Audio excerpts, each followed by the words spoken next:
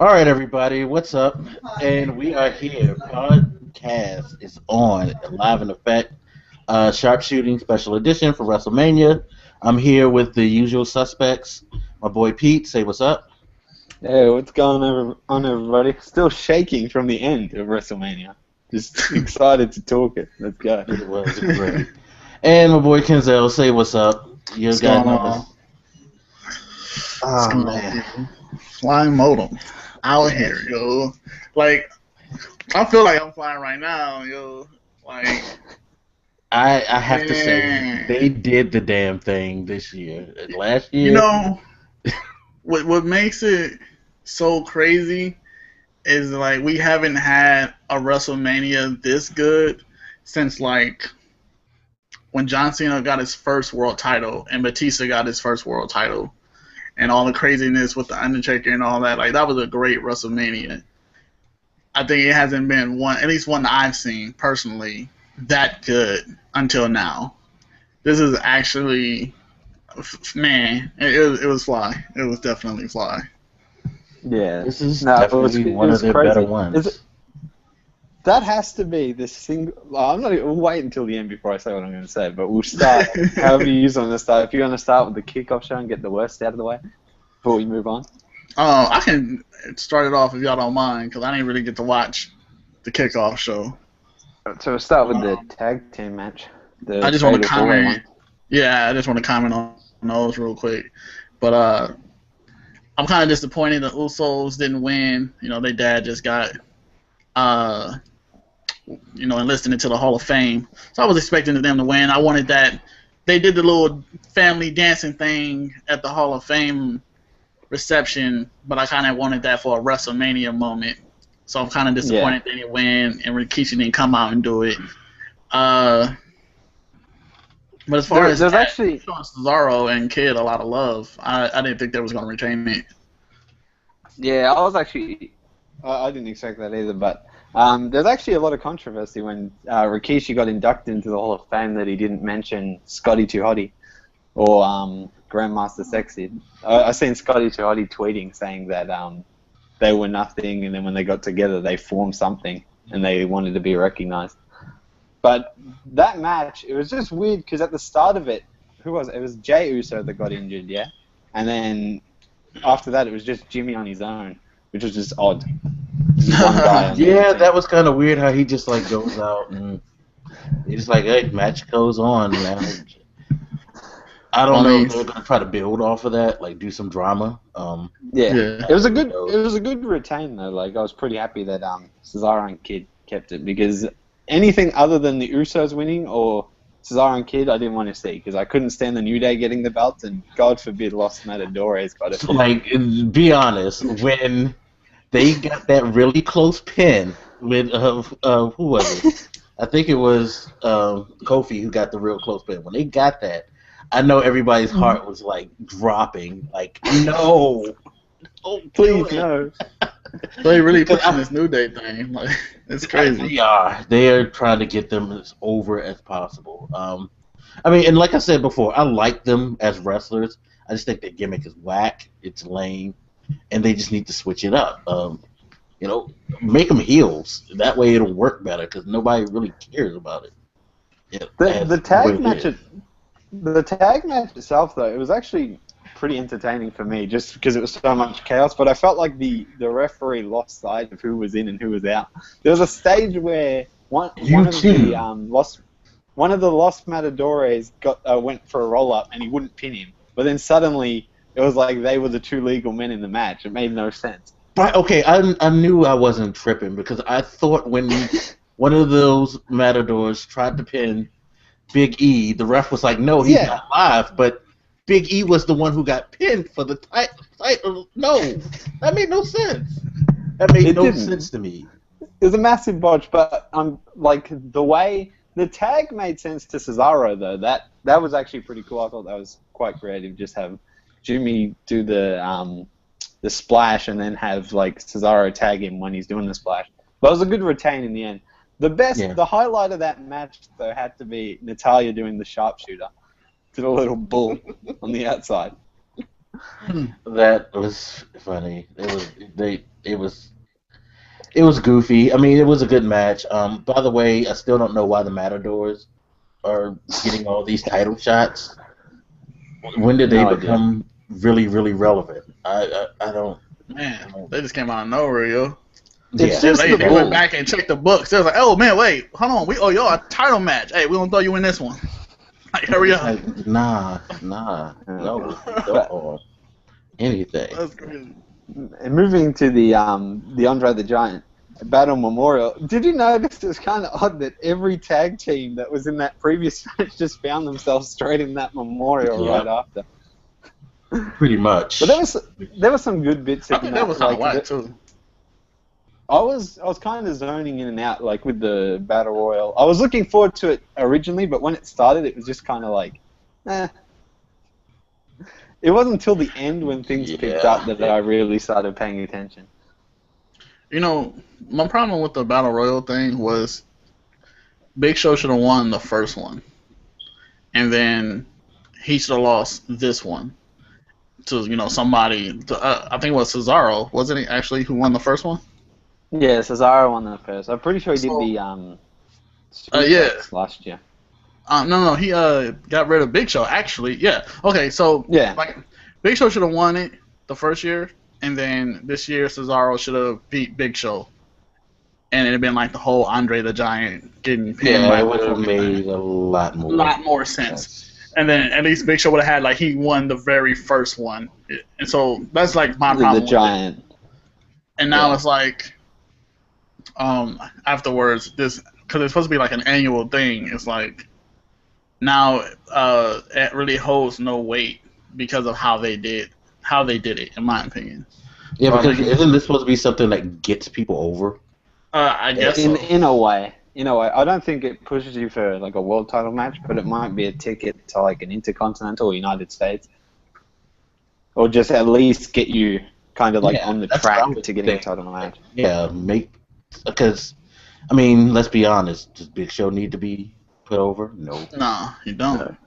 I think they really did that as just something to throw on in his career just over the time. He had to win one of them because, face it, he's the only Giant left, really.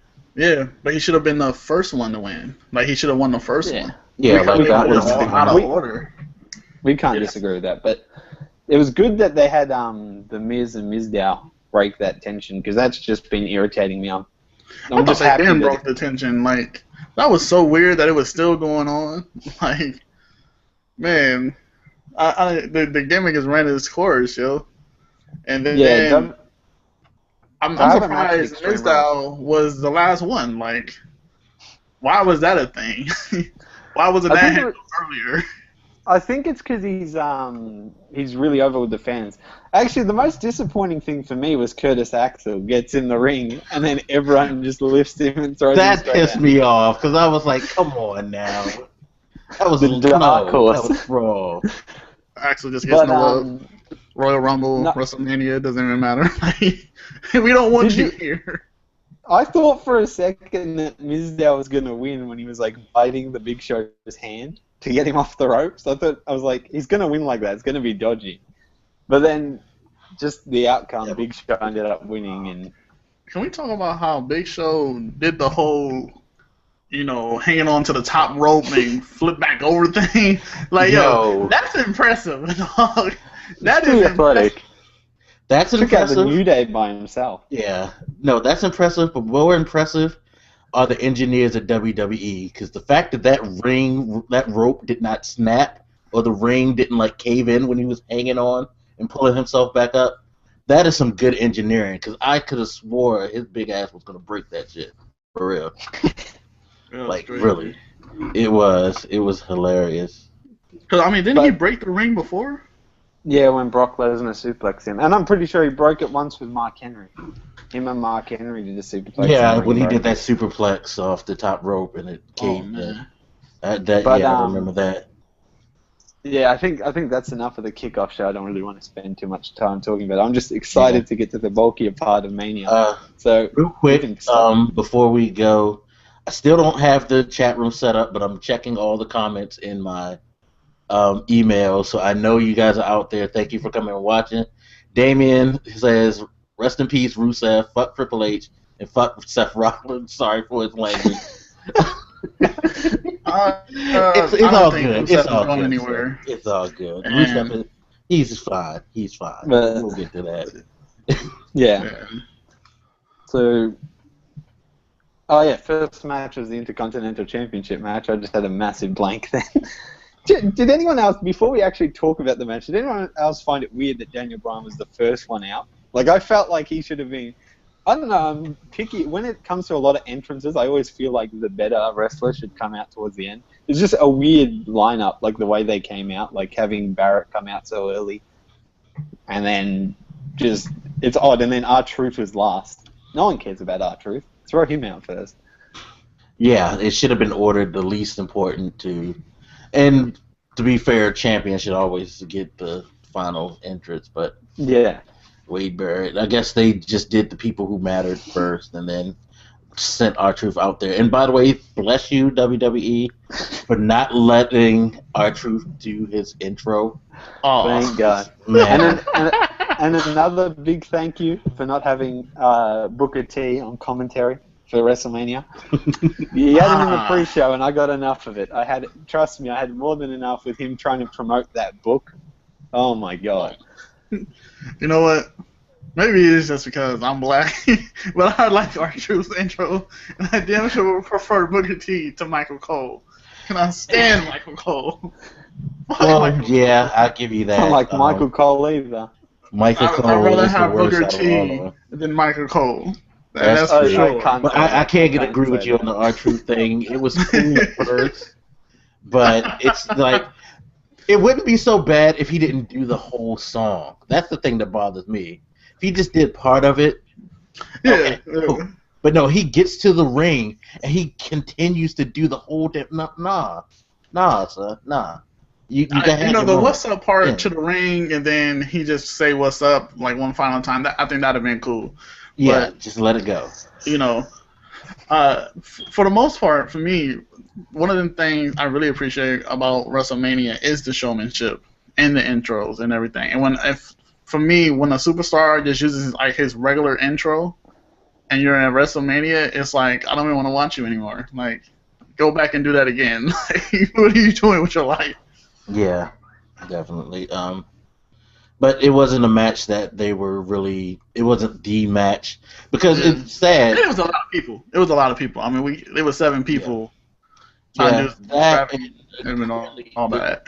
Intercontinental title wasn't that high on WWE's list because it was the first damn match.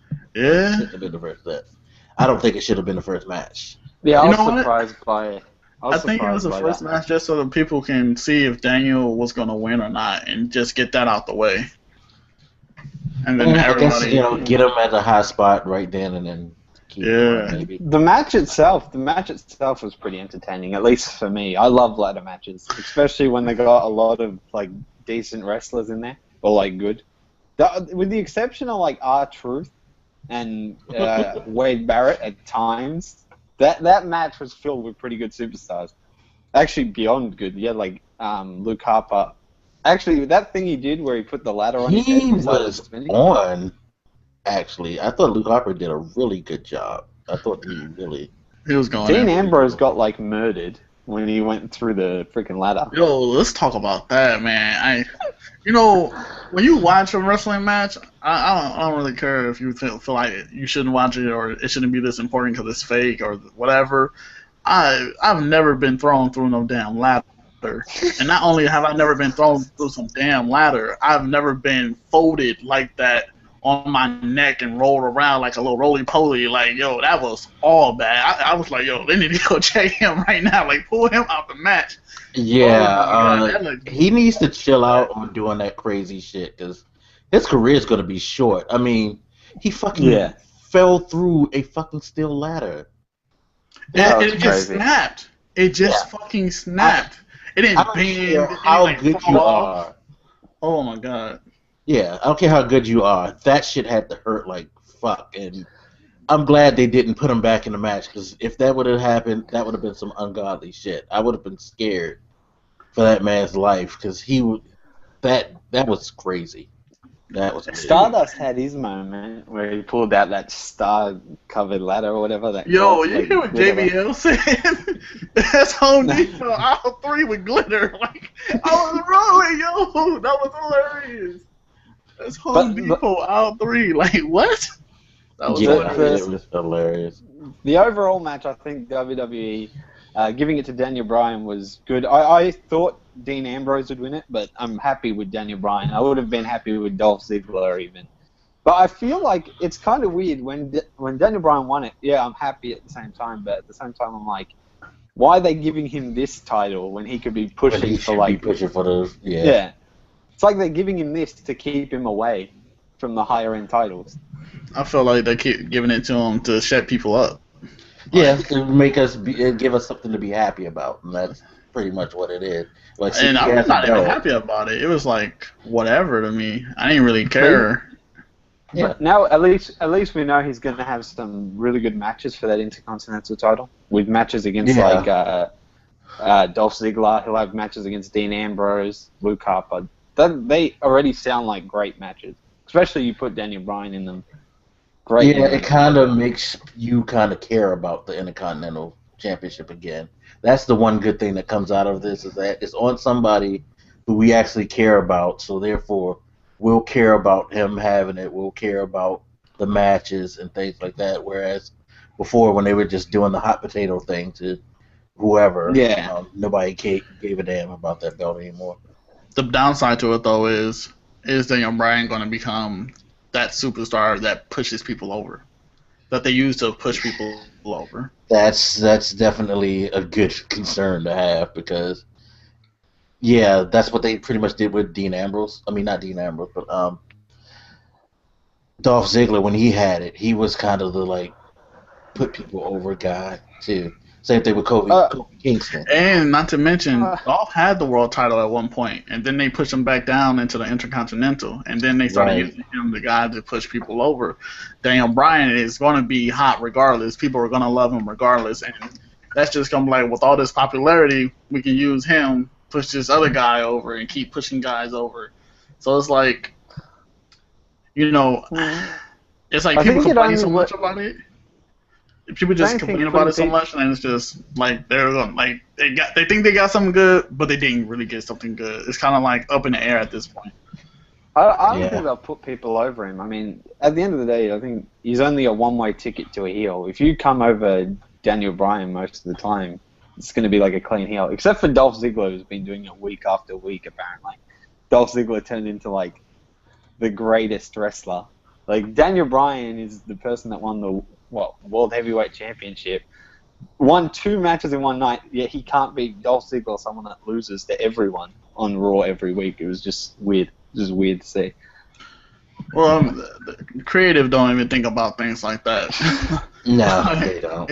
Not anymore. It's just bad. People, they don't even think about things like that.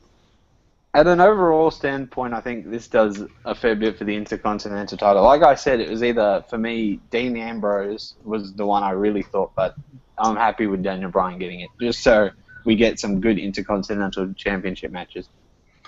Ones that I can actually sit there and watch. I agree to an extent, but I'm more concerned with who's going to be his opponent now. Like, it'd be Barrett first. Barrett will ask for a rematch, and then after that, it's just up in the air. See, if they do that, they need to do the Barrett thing on Raw. I don't want Barrett to be a pay-per-view match. I mean, he's not even he's just not a caliber superstar to be going against Daniel Bryan and no feud or whatever. He will do it on Raw, more than likely. But see, you know what's nice? Go ahead, Pete. Excuse me. Oh, no. Mine's after the match. I was going to say it was a nice touch how they had all the legends come through with Daniel Bryan, like all the Intercontinental champions. And they were just like, I thought that, even that added a lot to the belt. Yeah, it did. See all those superstars. But see, now it's like, with all this being said, now it's like they're going to, I just see them using Daniel as a guy to push people over, because he's bringing so much to the title now, and now the title means so much. And and it's going to be like the stepping stone to the World Championship and so on and so forth. I mean, we might even see another Daniel Bryan versus John Cena thing, because they both got like the second stage belts, and they're gonna be like, oh, we're gonna combine these two, and you can fight the world champion next. Oh, dear God. I just see something strange like that. No more combining. WWE. Yeah, no. If Don't anyone from the WWE watches, honestly, anything, everyone would say don't They need combine. to separate the If belts. anything, That's what they need to split the do. belts. Separate I agree. belts, not put them together. Bring some back as well. A Totally cruiserweight belt agree. never hurt no one. Yeah, I'll take the European. Yeah, I was just thinking that, or the European belt. Even Take the European hardcore cruiserweight. one. Yeah, I was about to say that too. Bring the hardcore back. I mean, hell. Give it to Dean Ambrose. Yeah, that would fit. That would fit perfectly, yo. Because he's That's just his career. wilding. He's wilding, yo. I feel But so yeah, bad for him. I felt bad for him, like when Sheamus got hit, like he went through that ladder. When Sheamus went through that ladder, I was like, ooh. But when Dean Ambrose went through it, I was like, ugh, ooh. Yeah, It made me feel it. huge. Oh damn. Yeah. I don't even think that was a sell job on the outside when they had the doctors and stuff came. Yeah. I'm pretty sure they were like, you need to go to the hospital now, for real. Fuck the like scripted shit. Your ass needs to be checked because your back might be broken. Like seriously. Man. In an overall standpoint, like that match, did you guys enjoy it, or you thought it was just an average? No, I match? definitely enjoyed it. It was like a lot of craziness, and watching Daniel Bryan work, this little small guy zipping around the ring and everything, doing a bunch of crazy moves and everything, like it was fly. Especially at the end, because I feel like Dolph and Daniel, the thing they got in common is they take so much abuse, and they're just so fast and everything. So when they were going at it, when they were going at each other, and they just kept headbutting each other, like it was like funny, but it was also like entertaining as hell. I was like, oh my god, like Yeah, and see, that's the thing. They're They're such good workers in the ring. Yeah. It was, and to be honest, a lot of the people in that match were really good workers. I mean, you can't even say that R-Truth's not a good worker. He doesn't work the way he used to when he was younger. But pretty much everybody involved, they knew what they were doing. They knew how to carry the match, and it worked. It definitely did work for the most part. So to wrap up that Intercontinental Championship ladder match, all you need to know is that Daniel Bryan is the new Intercontinental Champion. And yeah, it was well deserved. It was a great match. It was unclear of who was going to win, and he even had his entertainment values with the Home Depot aisle threes and the ladders. So now it's safe to move to the Sting Triple H match, where Triple H had an awesome entrance like he does every year. Seems to be pumping out the and that's entrances exactly all what I the was time. talking about earlier. These entrances be fly as hell, yo. Like, I was really like, what is he going to do this year? I mean, he's done so many things. And then the Terminator thing, and I'm like, oh, the Cerebral Assassin. Like, oh, I get it. That's kind of cool. And then And he's holding those heads. Yeah. Holding the heads of the Terminators. Man. And even Sting's entrance was fly, yo. Like, the bringing the culture to it. Hold on, real quick. Are we skipping the Seth Rollins match? No, that was... I thought that was no, before. That was after, was it? It was before. It was before. Yeah, All right, so we're Seth going to match. backtrack. Oh, we're gonna okay. Yeah, but Are we going to backtrack, or we just... We'll backtrack. We'll go to the Seth Rollins Randy Orton because I actually because I'm sure we all have a lot to say about the Triple H match anyway. So yeah, that match, the Seth Rollins Randy Orton. I just want to say, like, honestly, to be honest, besides the ending for me, I wasn't really invested in that match at all. Like, really? I don't know why. I just couldn't get into it. Like, I knew the result from the start because I knew that Randy Orton was the only one to gain from a win at Mania, so the match just didn't interest me. But the ending was incredible. I didn't expect the ending. I was into the match just because of Derek. That actually, which is kind of strange for me to say, but the commentator's commentary actually got me invested into the match with some of the things they were saying about how Seth is the future now, and then Randy Orton ain't got it anymore, and then it was calling Seth the Predator, and I'm like, but Randy Orton's supposed to be like the apex predator, so like, exactly. You know what I'm saying? And then like, Randy in the ring is something else, yo. Like he's always been something else, but just watching him work and the way he moves, it's like a certain finesse to it, and he does his moves and everything. Like the way he got Seth through the ropes. And, like, he countered something but got him through the ropes and came back and set him up and just did it. I was like, oh, damn. Like, that was flying. And he just kept, like, doing these moves. I was like, like, in the ring, like, he's definitely, like, top 5 ring performers for me because of just how, like, smooth he does it. And then just having someone who can work with him because he moves kind of fast. And Seth is, like, the perfect size to move with him. Like it was Kane. No, it wasn't Kane. I don't know if y'all remember the Hillbillies, Trevor and Murdoch or something like that. Yeah.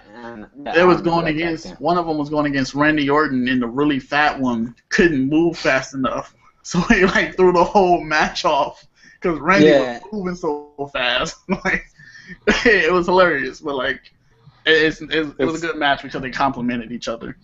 Yeah, Seth himself is really good in ring, so it worked out well having both of them. It just like I said, I feel like the whole rivalry and the rivalry was actually built good, but it was too far in the back burner. Like the WWE had all these other matches that I was more invested in. So when this one came along, I was just kind of like, I know the result. But like I said, when he went for that curb stomp, and then it was almost like he stepped on Randy's head, and then Randy got up and like lifted him, and then next to it just an RKO. Yeah. It looked real good. It looked real good. Yeah. I had to pick up my phone and I had to tweet you, and like just because I was like, whoa, like that blew me away. Yeah, I didn't think they could come up with another way to like have him do an RKO, but they did it. That was really. That shit was clean. It was clean. It was clean as hell. Think about every time we've ever seen him do an RKO, a unique RKO, and you're just like, oh man, that was tight. That was tight, and you just like every time it gets better and better, and then you're just like, that has to be the best one. Like for me, that had to be the best one I've seen. Or that, or the one he did against Evan Bourne, where Evan Bourne went for that shooting star press.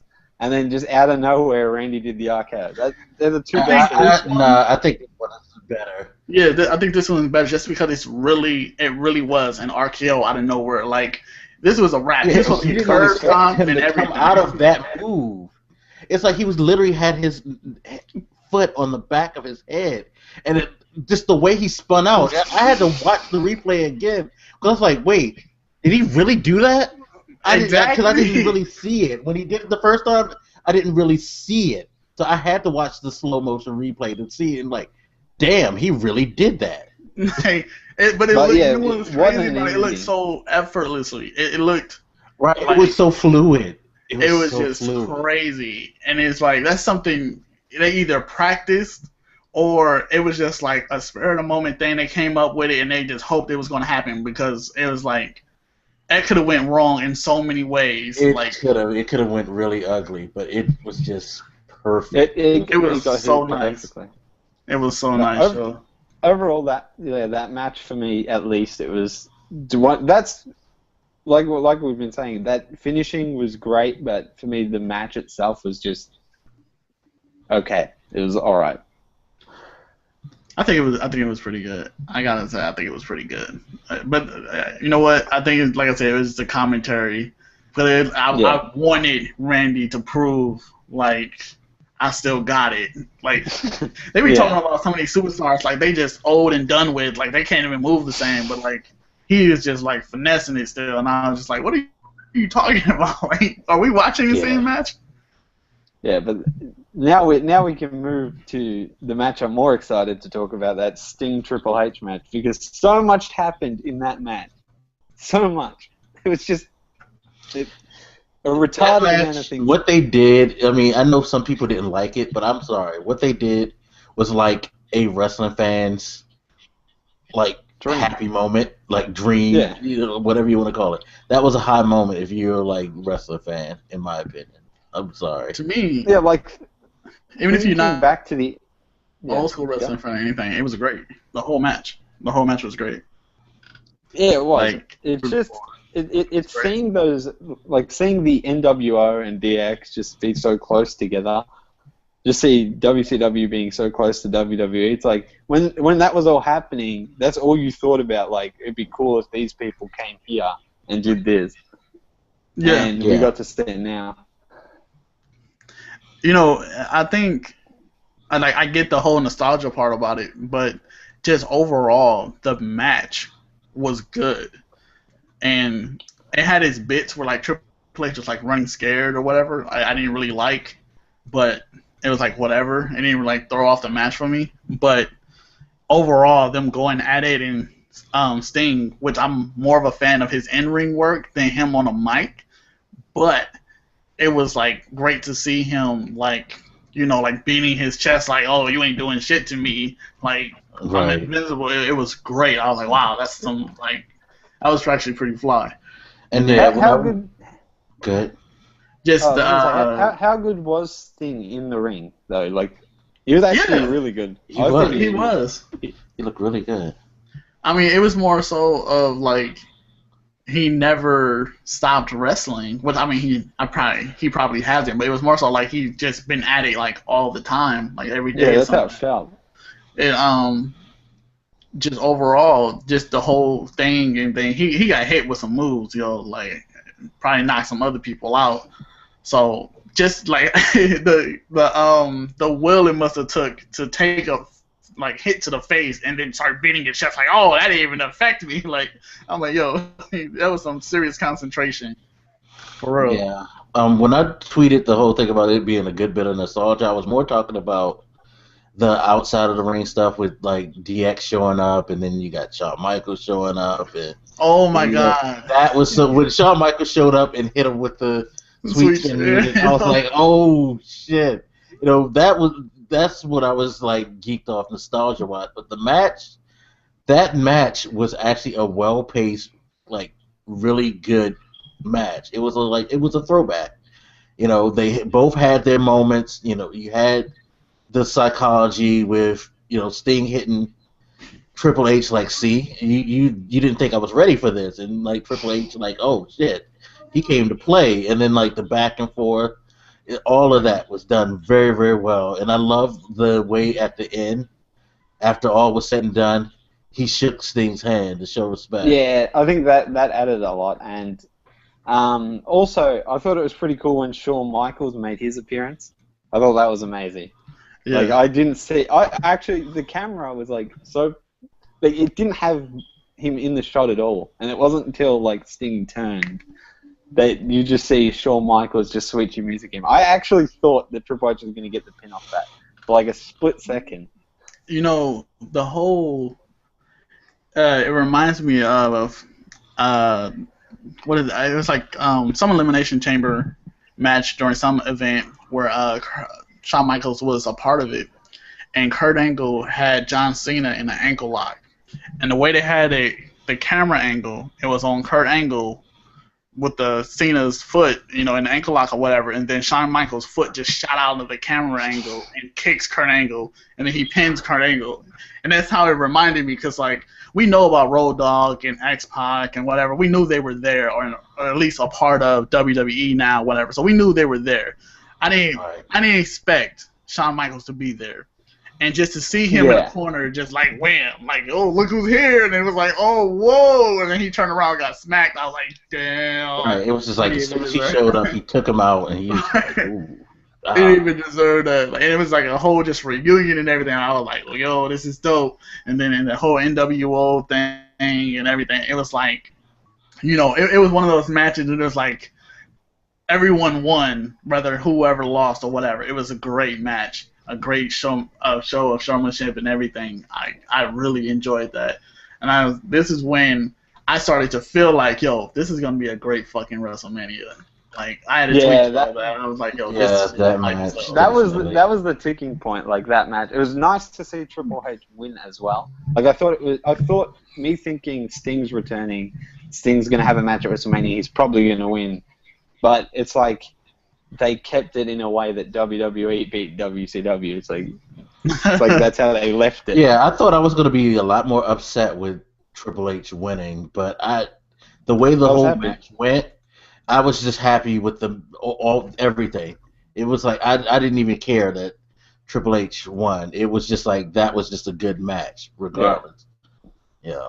So that really set up WrestleMania. That match was the match where I was like, okay, this is WrestleMania. Yeah, definitely. Exactly. And it was like watching them work and everything. Seeing Triple H back in the ring after so long. I don't think the last time we seen him in the ring was what? WrestleMania with Daniel Bryan? Yeah. So it was like this year. You know, it was again like he never missed a step. Like he didn't stop wrestling or whatever. And maybe he hasn't, or I just don't think he's wrestled as much or anything.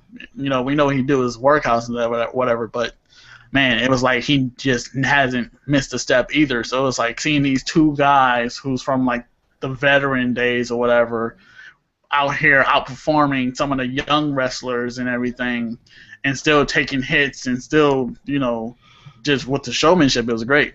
I really enjoyed it.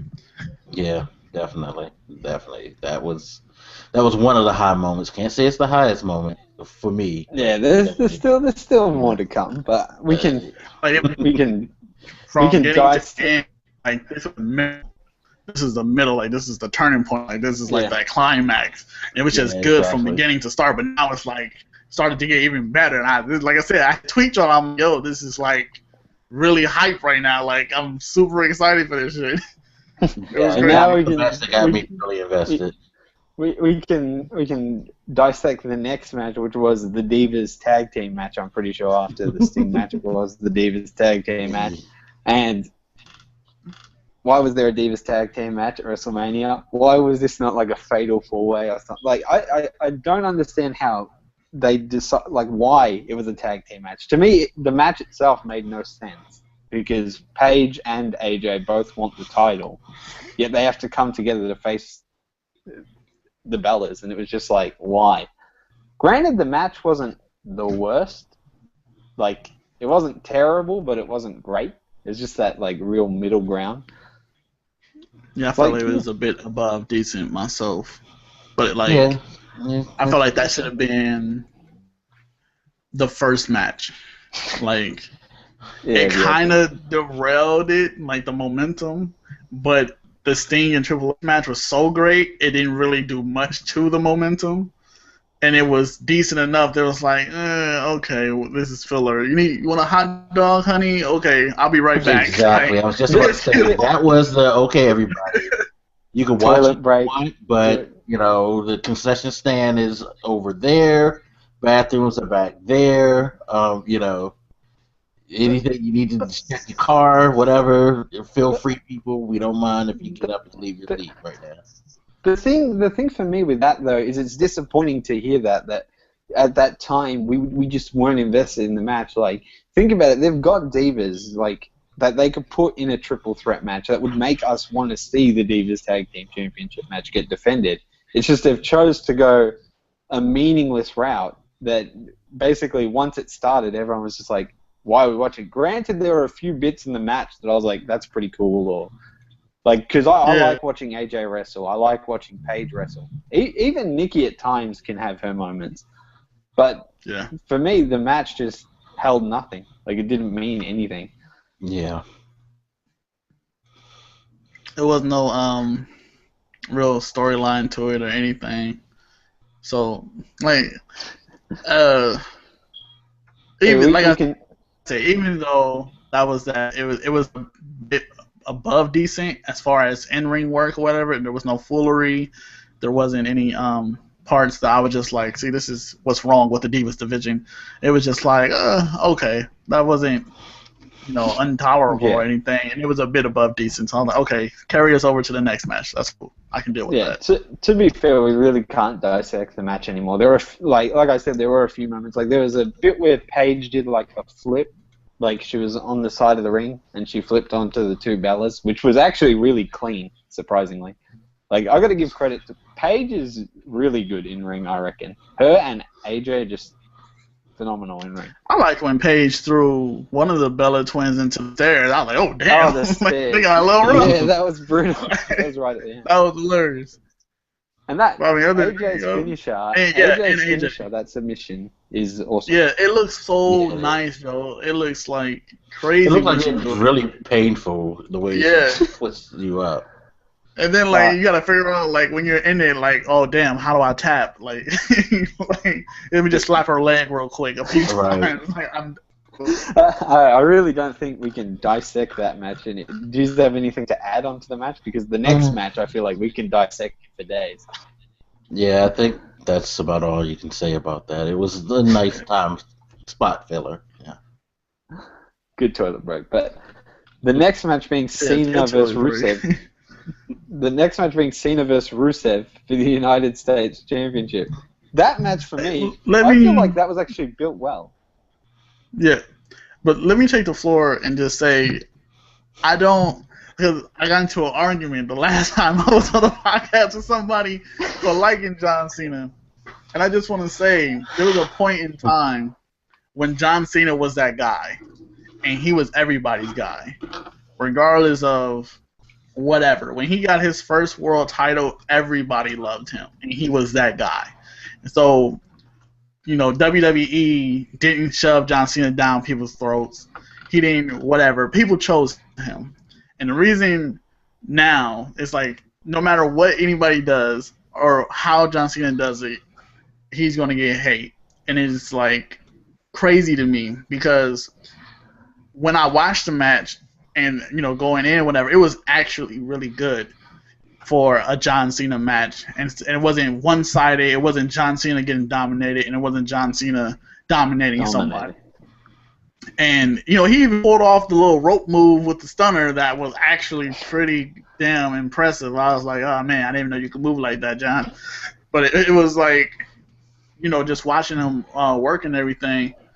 And then Rusev, we had a comment earlier talking about RIP Rusev. Rusev isn't going anywhere.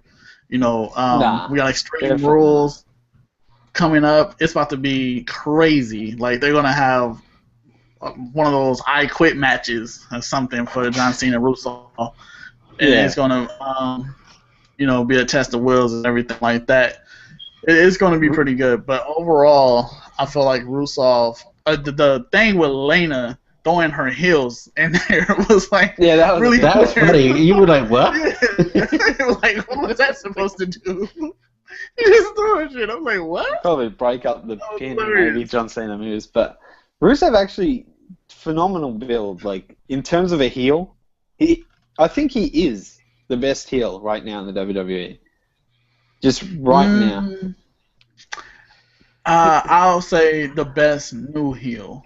Because Triple H is still pretty damn good. Triple H, I think in terms of wrestling, best new heel, yeah, but best heel right now, nah, I can't say that. Triple H still got it.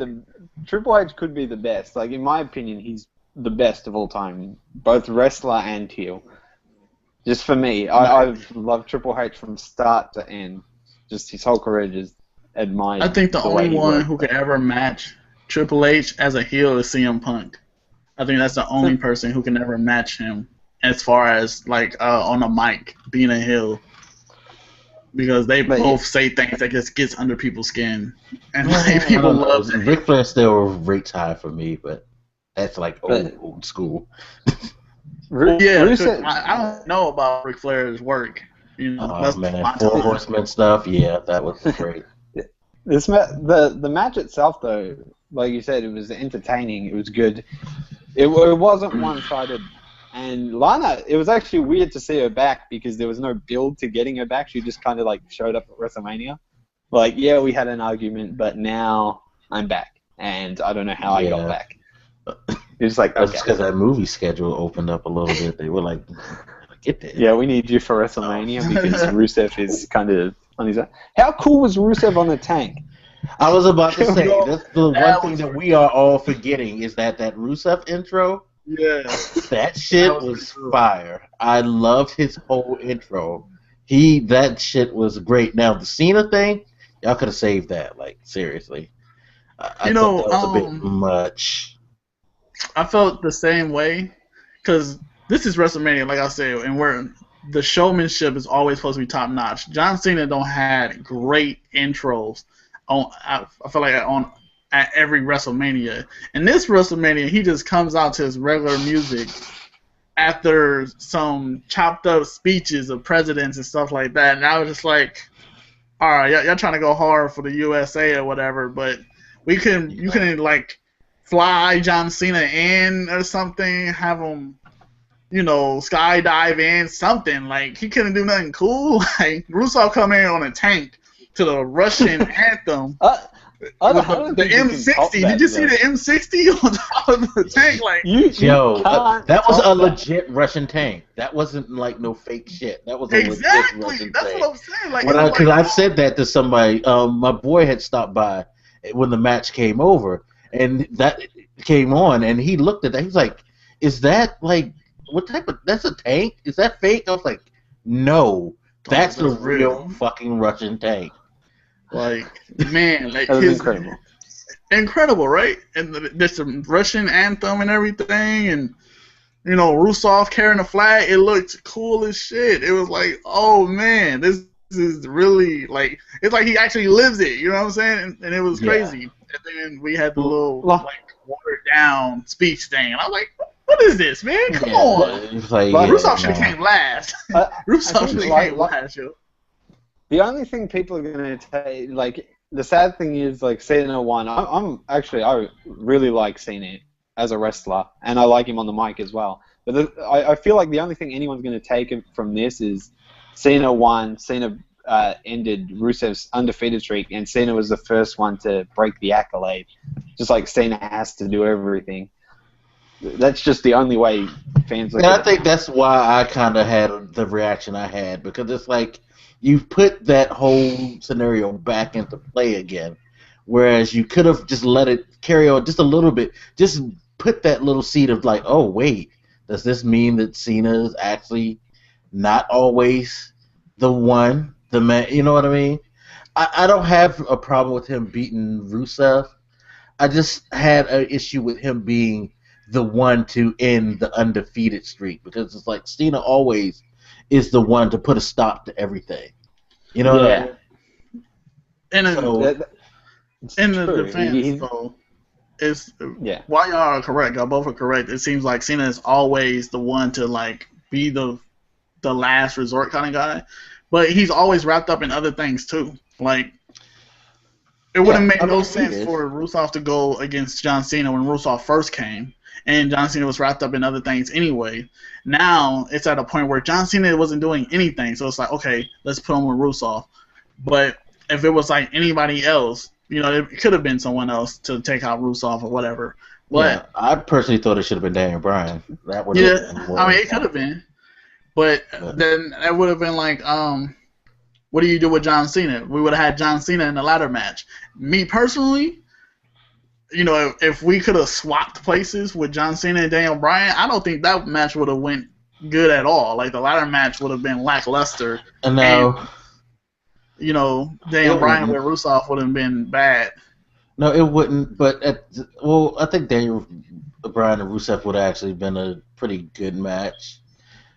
Because, like we said, Daniel Bryan, he can work his ass off, and it would have been the big guy against the small guy, the David versus Goliath thing. It would have worked. Yeah. That's the thing I think about Cena, is that he only works really in these moments where he has to be the guy to put a stop to this, and I think that's kind of bad for him. Because that means that he really can't do anything. It's like, unless he's that guy to put a stop to something, he's not really of any use. You know what I mean? Cena can't have regular matches like everybody else can. And that means that he will forever be that guy, you know, to put a stop to things, taking opportunities from other people. It's a weird, I mean, and I don't blame him, but it's just a weird dynamic that they set up with him in WWE that it's like you can't do anything with him, but you also can't give anybody else a shot because of that. Yeah. You know? But another thing that made it, for me at least, it made it feel better for him to be the one to, you know, break the accolade and whatever, is because of what they did to John Cena at Fastlane with him quote unquote submitting, and he's never, like, John Cena has never submitted, and all of a sudden he submitted and all this other crap. And that's the thing, he didn't submit, he just passed out, but they played it. Yeah, but yeah, exactly, and that's my point. Like, they took something from him, and I was really mad about that. Like, that really upset me because it was like the whole WrestleMania, Undertaker WrestleMania streak. You know, he lost at WrestleMania and whatever, but you know, John Cena losing his not submitting streak should have been something done at like WrestleMania, and to push Rusev over at WrestleMania, and then like John Cena come back as something that of less importance, like Extreme Rules and whatever. Like, it took some extremeness to, you know, beat Rusev and whatever. But it's like, you know, when it comes to, as we know, creative don't really think these things through. They don't really, you know, think, well, how this is gonna make them look when this happens and stuff like that. And like you said, it's not John Cena's fault, but at the same time, it's like no one sees that. Well, the majority of people don't see that. They just like, oh, it's John Cena's fault. Yeah. For me, at the end of the day with this match, I was happy that Cena won. Like, I was actually pretty happy when he held the belt up and everything. But I feel like looking at it from like an outside point of view, in terms of like, because I prefer Cena to Rusev, but I feel this Rusev winning at Mania would have done a lot more for Rusev than what this Cena win has done for him over Rusev. Yeah, and that's another reason why I kind of didn't want it to go down, because I think it would have just like put Rusev in this like, yo, can this dude actually be stopped? And that's why I was like, maybe hold it off until SummerSlam, where, you know, it's not the biggest moment, but it's the second biggest moment. So it will be impactful for Cena to do it still. He'll still be able to do something at an impactful moment, but just not at the moment of the year. You know what I mean? But I mean, what do you do in between that time? And Cena also, he loves breaking the unbreakable submissions. He did the accolade today, and then you remember back in the day, I'm pretty sure he was the one that broke the master lock. Yeah, he was. Yeah. No, actually, he wasn't. He wasn't. It was Bobby Lashley who broke it. Oh, yeah, that's what I was going to say. It was either him or Bobby Lashley. No, John Cena was the one to beat Bobby Lashley. Like, when you really look back at things, like, y'all are really correct when y'all say Cena's always the guy to, like, stop somebody. The Nexus. Yeah, so. Yeah. The entire Nexus. Not just one, the entire thing. Do you remember that Rumble where he ran out and they were all standing there, basically, and he just ran in and started eliminating them? Like, no superstar could eliminate the Nexus. John Cena comes in and eliminates like most of them. I'm like, God damn. But like I said, I'm happy with John Cena being the United States champion. Like, at the end of that match, I'm happy. I think it's gonna be a great feud. I think it's just a start to the belt. Yeah. I mean, not just that. It's just going to be a great feud between Rusev and John Cena. Their characters work well together because Rusev is such a great heel, and John Cena is such a great, you know, face. So it's just really good. To answer your question, what they could have done, they could have just done nothing. They could have let Cena sit out the next pay-per-view. Like we were saying before about how, like, he loses, he takes some time off, and it's like, what's going to happen to Cena? Cena's down. He could have took the next pay-per-view off and then came back at Money in the Bank and, like, ramped up that feud right there. And that would have been, like, Money in the Bank, boom, SummerSlam. And it would have, like, made it, it would have been, like, the third in the, like, series of a great rivalry type of thing. Now, I think it's still going to be a great rivalry. I just think that it's going to take people a while to get over this. They kind of put it in the situation where people are going to be kind of sour on it unless Rusev wins the next one. Rusev kind of has to win the next one to give people back invested in it, in my opinion. I disagree, just because now that Cena has the United States Championship, we can expect for him not to be at Money in the Bank participating in the Money in the Bank match for the world title. And since he won't be participating for the world title, as long as he has the United States Championship, that'll keep people happy that Cena is away from the world title. That is a benefit. Sense. That is a benefit. So, that's a light in a very dark tunnel. Yes, it is. Even Mike doesn't want him to get 16. He don't want to let my boy have 16. He'll hit 16. He'll hit it. I reckon he'll get... No, let's be real. He's going to break the record. Yeah, right. That's sorry, people, for saying this. I gotta be the bad guy and spit the truth to you guys. I'm gonna play devil's advocate. I'm gonna be break it. I don't think Ric Flair might tie it. No, Ric Flair doesn't mean that much to WWE as Cena does. I mean, that's just Ric Flair the world title. That's just the truth, because let's be honest, most of Ric Flair's titles didn't even come with the company. So, when he was with WWE, they didn't really give him as many title shots as he probably could have got.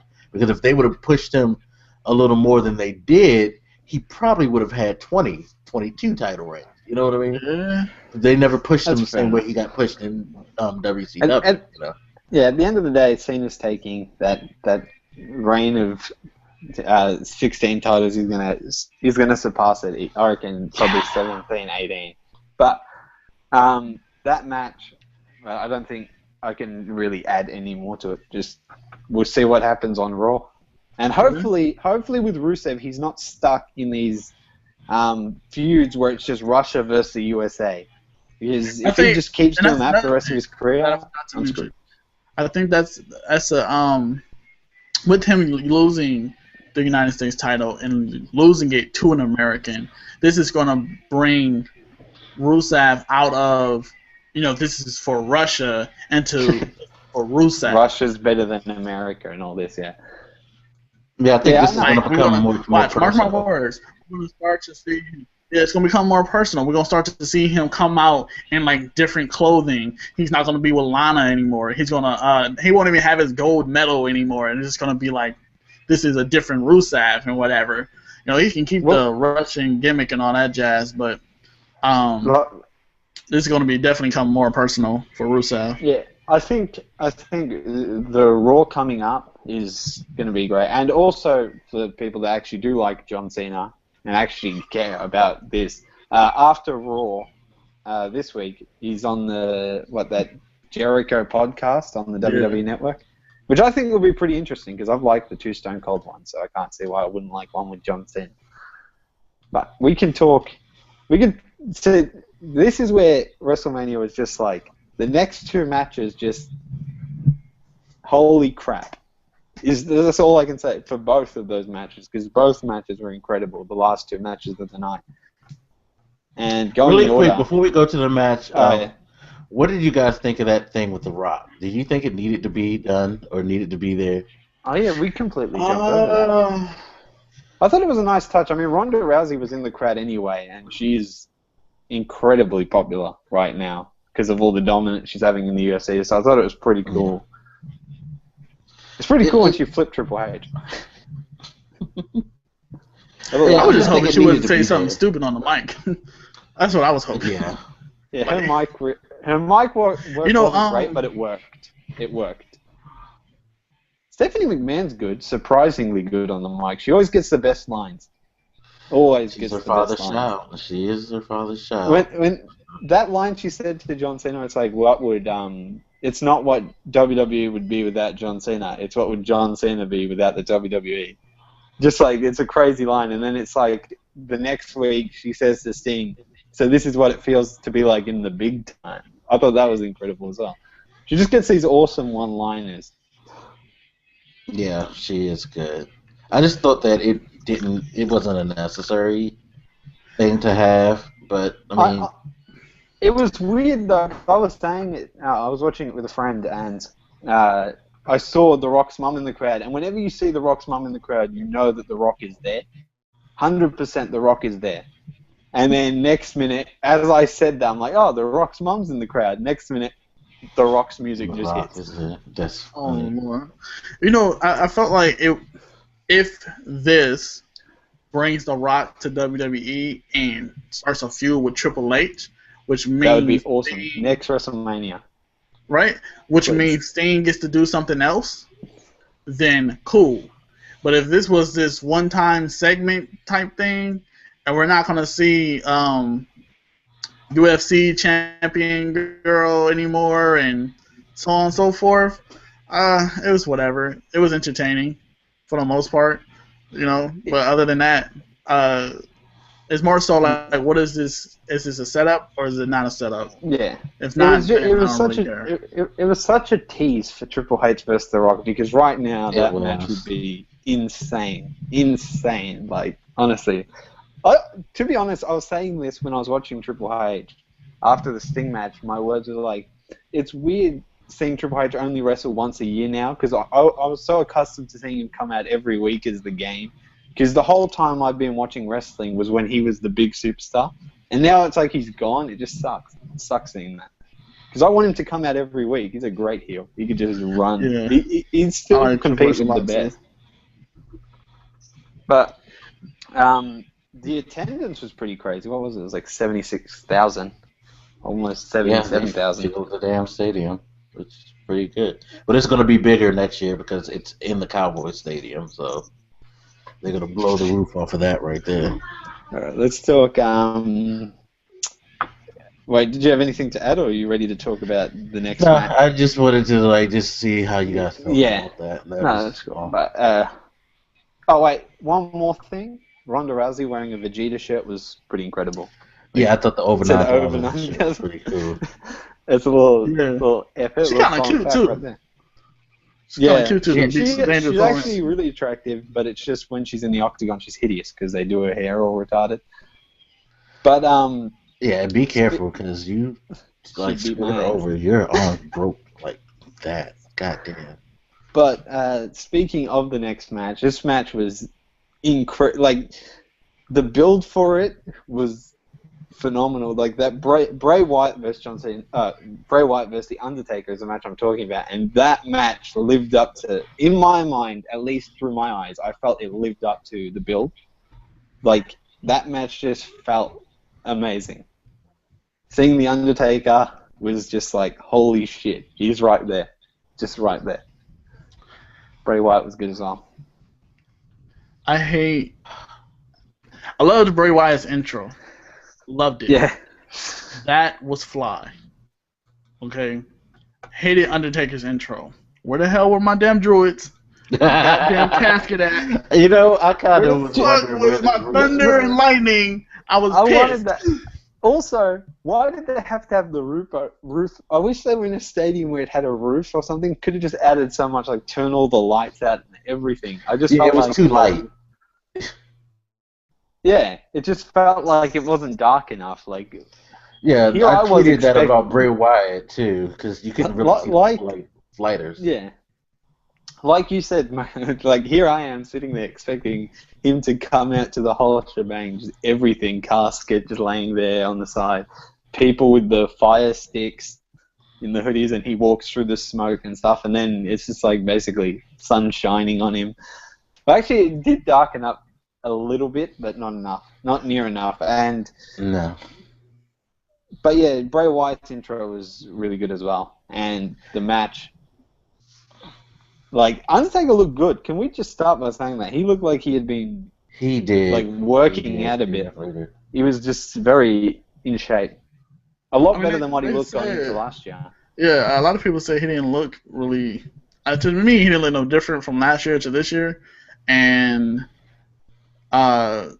You know, if people thought he looked better, cool, whatever. But for me, I don't like how I'm pretty sure Vince had a hand of how this match is supposed to play out.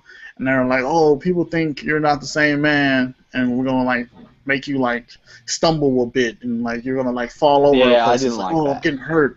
Oh, and it was like, why? Yeah, Like, the commentary like that wasn't good. so it like that kind of downplayed the match for me.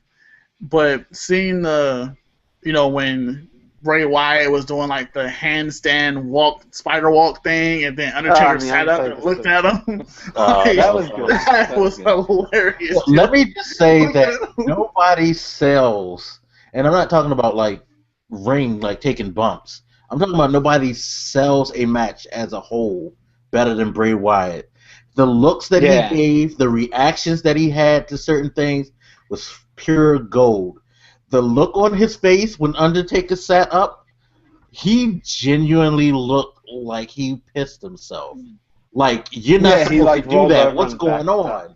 Like, nah. He was like, wait, nah. He literally looked like he was freaked the fuck out.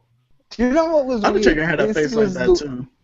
This was the weirdest WrestleMania like match I've ever seen the Undertaker in, because he had lost to Brock Lesnar last year. It was just that much more unpredictable. Like when Bray Wyatt hit his first sister Abigail, I actually thought for a second that Bray Wyatt might actually win the match. Like I was just so uneasy. Usually when I used to go into Undertaker matches, I'd be like, he's kicking at it too. He's kicking at it too. But now that he has a loss next to his name, I'm just like, is Bray Wyatt going to do it? Is Bray Wyatt going to pick up a win here? Yeah, and I guess that's so the benefit of him losing to Brock, is that it kind of does give a little more suspense now, because you're just not sure if he's going to do it now that they've taken the streak, even though they shouldn't have took the streak away. I'm sorry. For me, I was never sure. Every year I thought he was going to lose. Like every year I thought this is it.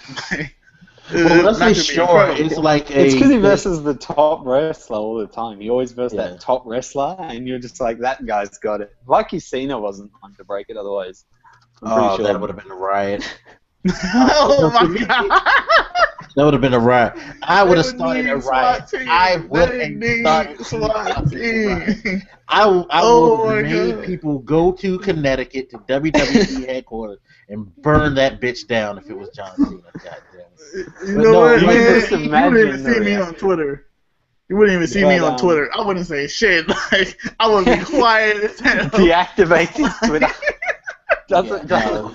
Don't ask me how I feel about it. I'm like, whoop, not saying nothing. That'd have been so bad. Head in the sand. That would have been the worst. But no, the thing about the reason I always said that I never thought he was going to lose it was because that's the feeling that you got with Undertaker in WrestleMania. Sure, there were moments like, especially when he fought Shawn Michaels, where I was like, oh shit, is he really going to do this? You know, like Triple that. H. You didn't want to believe that he could lose. Yeah. You didn't want to believe that Undertaker can lose, I guess is what I should say, because this was WrestleMania, this is the Undertaker. It was like, no, don't happen. It was like, when it happened, that's when the world fell apart, because you're just like, wow. You know. But didn't it make you, like, it just made you stop for a second and really take in just, when Brock Lesnar hit the three, when it hit the three, I think I sat there for like a few seconds and I was just like, did that actually happen? Because Brock Lesnar's music didn't hit. That was the thing that really threw me off. Like, he got the three, and then it was just silence. Yeah, it was just silence. They didn't even react. It was just like, dude face said it all. That face is going to be the living moment of how we all felt. Because my reaction, like, first I was like, wow, and then I was like, they really had the guts to do it. I just couldn't believe that they had the... It was like, no, you really did this, didn't you? You did that. Yeah. Hell, Brock's face said it. He looked up. Talking, going back to the actual Bray Wyatt Undertaker match, Undertaker was actually pretty good as well. Like, I thought, seeing some of his moves, it was just great to see them again. Like, when he did old school, I was like, actually, yes. I was. Whenever you see it, you just light up. I geeked. Yeah, when he did old school, I just geeked out. I was like a kid again watching The Undertaker when he did that shit. I was just like... The tombstone, I'm just like, I've missed this move. It's like, when Kane does it, when Kane does the tombstone, It doesn't feel the same as when the Undertaker does it. It doesn't. It's like, more so when Kane do it, it's like, oh man, he's pulling out all the stops. Like, well, I got something for your ass. It's like when Undertaker does it, you're like, yeah, that's a wrap. When he does the like it's over shit, you're just like, yeah, it's weird go. Too. It's weird too because Kane's move is the choke slam, but even the Undertaker doing the choke slam, I don't mind it. Like I'm just like, okay, he can do it. But it's like when the roles are reversed and it comes to the tombstone and Kane doing it, I'm like, he could have just gone with another choke slam. Yeah. But that match was incredible. Yeah, it's just him pulling out all the stops. Yeah. Like you said, outside of the intro, which, honestly, they should have did some shit like, because he hadn't been back so long, it should have been such a phenomenal. It should have been amazing. You should have saw all of a sudden the Druids file out and line the ring. I'm talking about zip lines, smoke coming out. Smoke should have came out and covered the whole like area. Then all of a sudden, you just see him rise out the ground like he's rising from the dead. That would have been insane. It should have been like that. He comes to the ring. Yeah.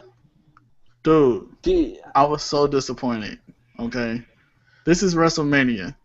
Everybody who's a big star within single matches, not counting the ladder match, should have had a great fucking intro. This is the Undertaker. We see him once a year now. Where the hell was my intro? Yeah. WWE, you owe us big time. Big time on that one. He needs to be on Raw. He needs to be on Raw now. We need to see him again. Yeah, you need to do something. I actually can't wait to see how Bray Wyatt comes back. Like, it's always interesting because Bray Wyatt, for some reason, whenever he gets into a big feud, it doesn't matter with who, he always ends up losing at the end, and it's just interesting to see the direction he heads after it for me. So this Raw coming, especially with the next match we're about to talk about, this Raw coming I'm actually genuinely excited to watch Raw, and I think our Raw review will just be a load of fun, just like this is right now. But the match, like, did the second Sister Abigail where he did the really slow like kiss on the forehead, I actually thought he was going to hit that. For like a split second, I thought he was going to hit it, and then next thing, the Undertaker just pushed him off. It was good to see Undertaker get a win. Match, yeah. Get the win on one knee again with the hand. Oh, I love that. Love that. Yeah, he had a great ending. Had a fucked up intro. So true, so true. Got later in the night, but overall, the match was besides the parts where it's like, oh, I'm stumbling, I'm hurt. Like overall, the match was pretty good, and like I like seeing the whole routine of coming through with the old school and stuff. But I did like seeing Bray Wyatt breaking some of his routine. Like he tried to do the snake eyes into the boot thing. And, yeah, right. Like it was cool to see Bray Wyatt not just getting dominated and everything. And like I said, this can be used to make Bray Wyatt disappear, like Undertaker. See, this is what I be talking about, man. I just got myself mad all over again. We needed the fucking intro. It needed to be awesome, and then we needed an even better fucking ending. Bray Wyatt should have been carried out in the goddamn casket, and we don't see Bray Wyatt for a long time. Again, that's why the Druid should have been there, because once it ended, they should have came and they should have took him, put him in the casket, took him away. Like you're done, son. As insane as that would be, I don't know. WWE were not going to go. I don't think they would have gone that far. They just kind of left it. So just happy with it. It is the Undertaker. You do what. Give it his.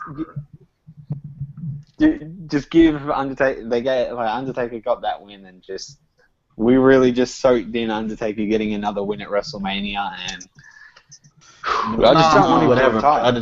You pull out all the stops for the Undertaker. Like I said in the tweet, I'm not a big fan of people being part-time wrestlers. Even with Brock being the champ, it kind of bothers me still because he doesn't defend it all the time. The Rock coming back, I'm not necessarily, as much as I love The Rock, I'm not necessarily a fan of him only showing up when he has a movie to promote.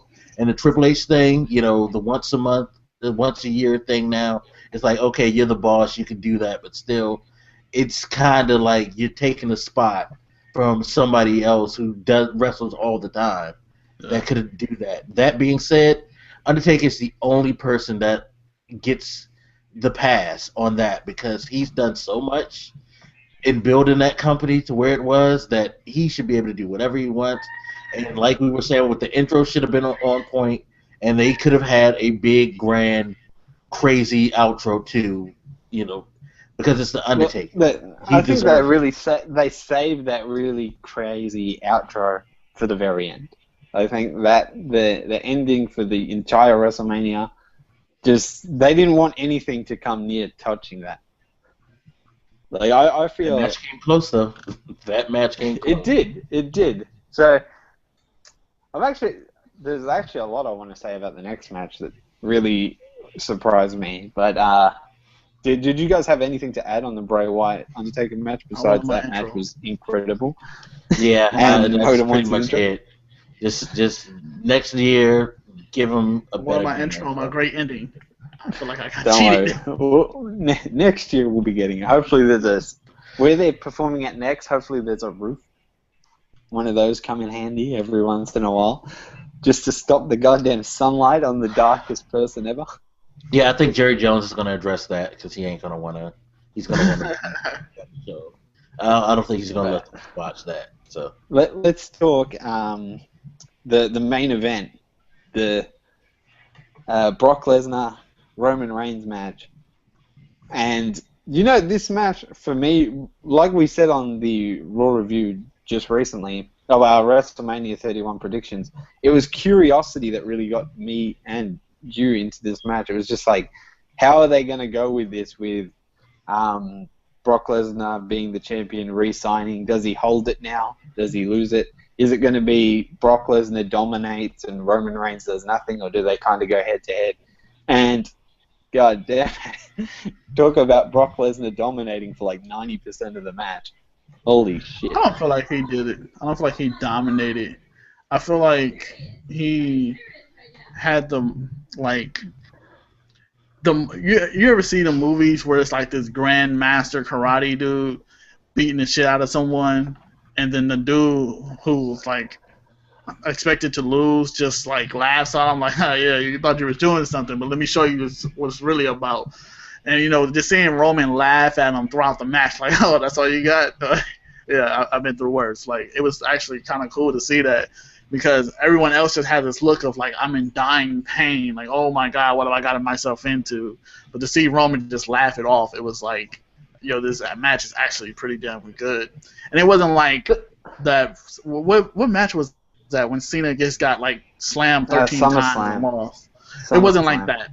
See, that was damn bad. Like, that was like... Yeah, that was like pure squash match. I mean, at the end you had Brock Lesnar taking Roman Reigns to Suplex City. But honestly, think about it. 30 seconds into that match, Roman Reigns versus Brock Lesnar, 30 seconds in, an F5 had already happened. Like, what the fuck? What actually just happened? I knew there was going to be a whole bunch of F5s and suplexes and everything. Like, I was like, oh, damn, they starting early. Like, it was already with that first S5, I was like, oh, shit, he's going to whoop his ass. Can we talk about Brock Lesnar? He must love to bleed, because he does. First he gets a little cut. It wasn't his fault. The cut wouldn't have been his fault. Like, I understand that. But he does the weirdest thing. When he gets thrown into a pole, most superstars put the arms up and kind of block it and take the hit. He runs directly head first into that pole. Like, he would take the biggest smack into that pole you can give him. It's just weird. It's just weird to see. It's like, why is he doing that? But it sells the match so well, because he be trippy as hell. He be like, the ref was like, man, you want to keep going? You want to keep going? He put his hands up like, yeah, man, I keep fighting. Like, you're not in a boxing match. What are you doing? Yeah, I know. It was like he was in the UFC again. He was like, I'm fine. Let's go. He put his fist up like, yep. Let's touch gloves. Also, in that match, it was a bit weird when he took off the gloves. He took off those massive gloves, and then he just started slapping Roman Reigns. Like, I mean, actually, like, bitch slapping. For real, and I had to like talk about that too on Twitter. At that, I know this is a work. I know it's scripted. I know it's scripted. But the way he slapped Roman Reigns, I might have came out of character at that point because he slapped that man like he was his child. Don't you let no grown man slap you like that. No other grown man can slap a grown man like that. He slapped the shit out of Roman Reigns. I was like, you're not lying. I felt bad for Roman at that point. Damn, he just sunned you. The match was good. Again, it's exactly what Lesnar has to be doing in the WWE, I feel like, being his background of going to the UFC and having success there, and the dominance he showed early in his WWE days. He has to be WWE's guy of dominance, that just when he wrestles, he just basically like manhandles most opponents. And it makes for, like I said, the biggest thing to come from this match, if I'll let one of you guys announce that. Well, first, with the dominance thing, I also thought it was good that they did give Roman Reigns like his opportunities and spots. I know people who don't like Roman Reigns. I know you want to boo him and all that, but you have to give this guy. Reigns. Yeah, I know, me neither. But you could. That's what I'm about to say. You have to give this guy credit where credit is due. Yeah, sure. He did very, very well in the match. He carried it very well. When it was time for him to come through and do something, he did his thing. You know, he sold the match very, very well. You may not like him on the mic. I mean, he sucks on the mic. But it's true, and also it was cool to see when he did the Superman punches. I think he did 3 of them, 3 in a row, just to get him down, and then he did, I think it was 2 spears. I was just like, holy shit. Brock Lesnar goes through the freaking gauntlet. You got to give him credit. I mean, great match. The dude's not bad.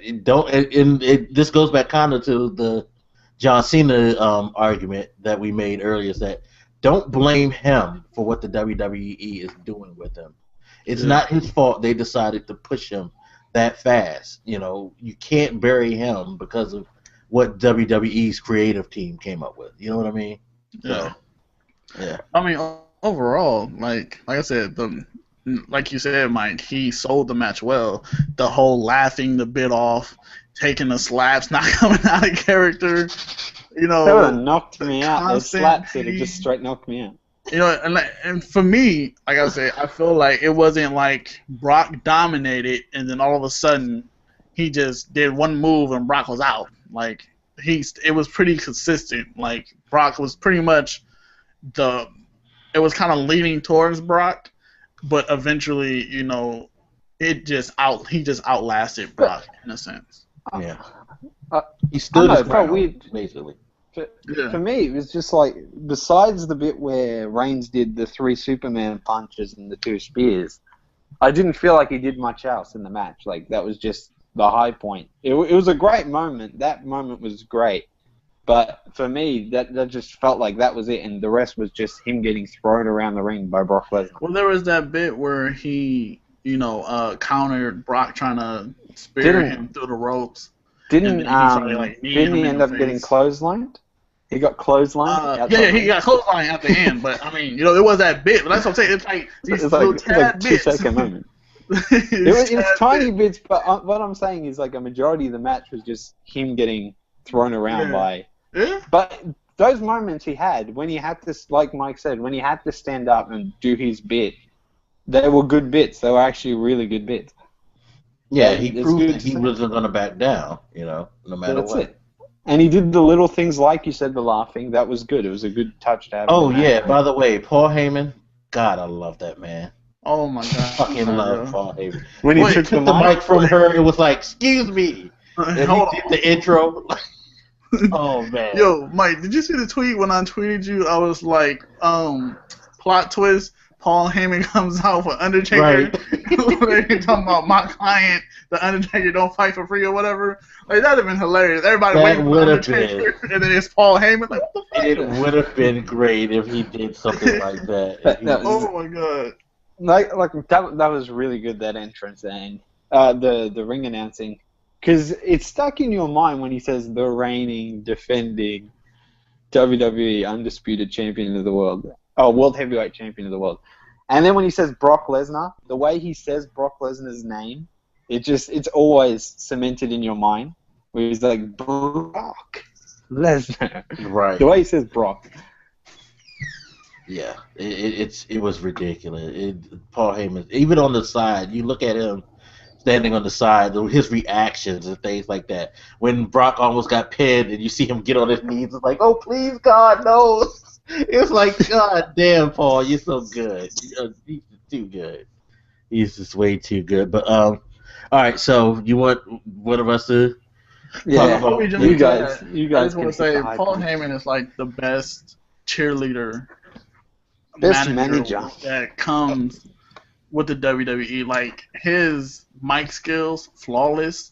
His points, flawless. You know what I'm saying? Like he's that guy who can pretty much sell anybody. In my opinion, like you can pair him up with the worst dude ever, and he's gonna like make him seem like he's like the best wrestler ever. He's like a salesman who's trying to sell you The Rock and claim that it's such rare material and that you're going to need this in your life and it's going to be worth so much and so long and whatever, and then you fall for it because he had like the magic words to say to you. Like Paul Heyman is that dude when it comes to mic work, and like you said, him holding his hands like, come on, please, don't let this be it. You know, his reactions to things, seeing his face, like it's so good to watch him be paired with somebody. It's wonderful. But so in the middle of this like crazy brawl, which is what it was, because it was a pretty good brawl. It was. But you get to the moment where like both of them are down, and it's just like, okay, what's going to be the high finish between these two? Out of nowhere. Wasn't expecting it. Caught me off guard. I have to say, whoever wrote that bit, and I'm gonna give credit to Paul Heyman, because usually when there's something phenomenal happening in WWE in a match that he's already involved in, it's because he told them to do it. Just like the situation with CM Punk, and Rock and stuff like that. He set that, the scene of it. He sets that stuff up. So Paul Heyman is getting the credit for this, but all of a sudden you hear Seth's music come up, and he runs down to the ring, and I'm just like, oh shit, Seth, what are you doing? And he goes in, and he gives him the briefcase. He's like, I'm cashing in. And the referee's looking like, what? He's like, go, do it now. It's like mid-match. Yeah, but his reaction was priceless because he was like really panicky, like, "Come on, this is my chance. Do it now. And then they announced this is now a three-way. I was like, that's fucking brilliant, because you know what that did? That set it up so that he didn't necessarily have to beat Brock to get it. He can not only cash in, but he can cheat his way in a way to getting the title. Something I've never seen done. I don't think there's ever been a cash-in during a match where somebody ends up winning a three-way, has there? I can't recall that ever. Usually it's after someone wrestles. Yeah, it's after. It's never been mid-match. Yeah, I've never seen that, and I was like, that's fucking brilliant. And the fact that he was like, Reigns is outside the ring. He's fucked up. Brock's here. Reigns done hit this guy with all this stuff. Let me hit him with the curve stomp a couple of times before I go for the pin on Reigns, because I can handle him. That was funny. It was funny to see him go for the curb stomp because he uses his right foot and he was on his left side, so he had to kind of walk from one corner to the other corner just to get in a position where he could do it. Right. I thought for a second, I was like, WWE did not fuck this guy over. He cops an F5 and then Reigns wins. Or something, Reigns spears Brock Lesnar and then pins Rollins, but holy shit, that cash-in was amazing.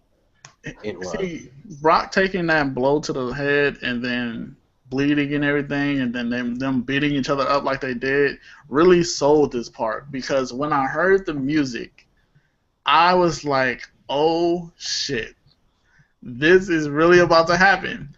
And I haven't felt like that since Edge first did it. After John Cena won that Elimination Chamber and held the belt, still had it and whatever, and then Edge came out, and I was like, no, this is not happening. And Edge just speared him twice, whatever. He was still kicking out. I'm like, yeah, come on, you can do it. And then he just lost. I was like, oh my god. this WrestleMania, when this happened, I was like, wow, he's really about to do it. And now, like you said, he was just being smart, kicking Roman out the way, stomping Brock and whatever. And then when he got caught up in the F5, I was like, oh no, like it's not about to happen. And then Roman, speared him. And then he ended up hitting Roman. I was like, yo. Right. He was like, good. Thank you, Roman. Let me knock you out. Got you. And then, like, I wasn't really a fan of his music.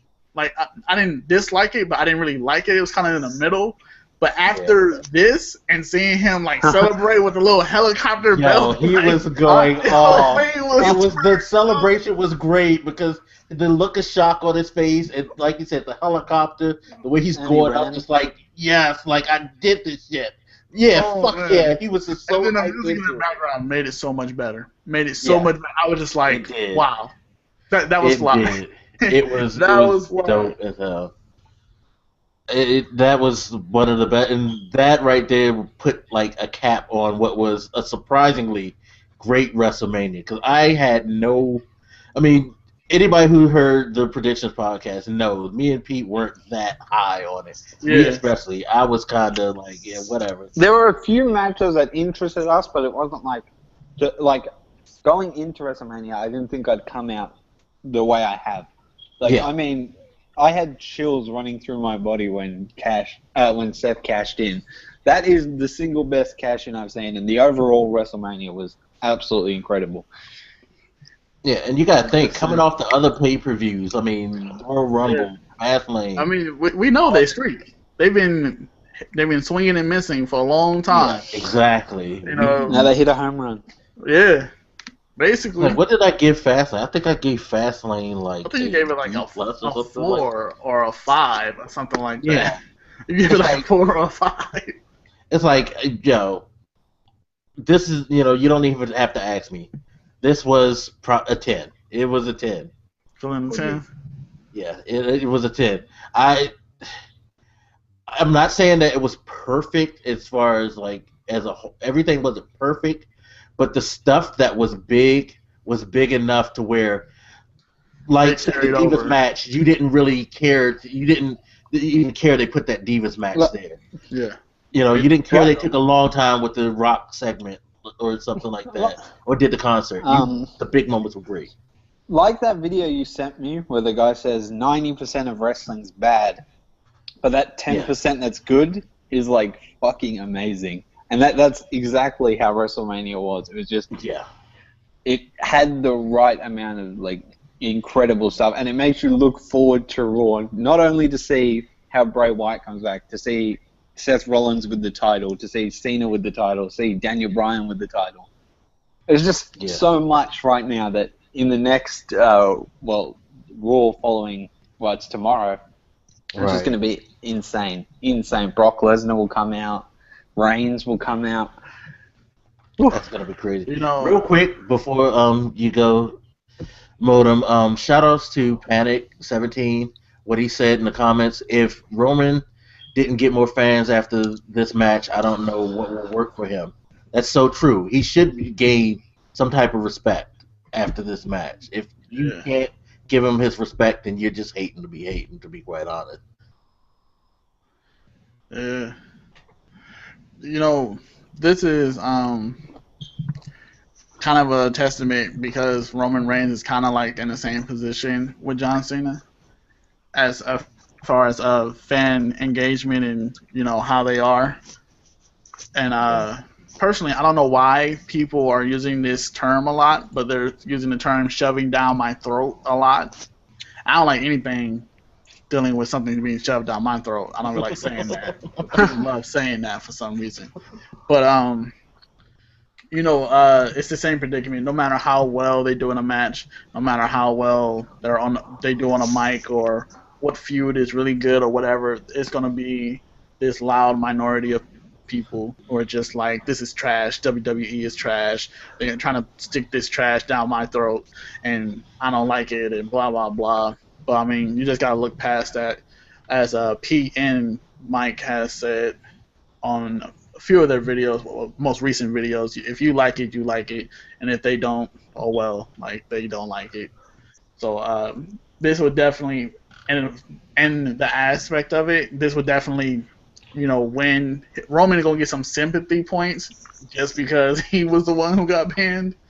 But overall, people are gonna be like, yes, he didn't win. Can we agree though that the helicopter celebration has to be the best way?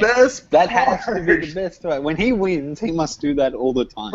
When he comes out on Raw, he has to do that. Just that's it.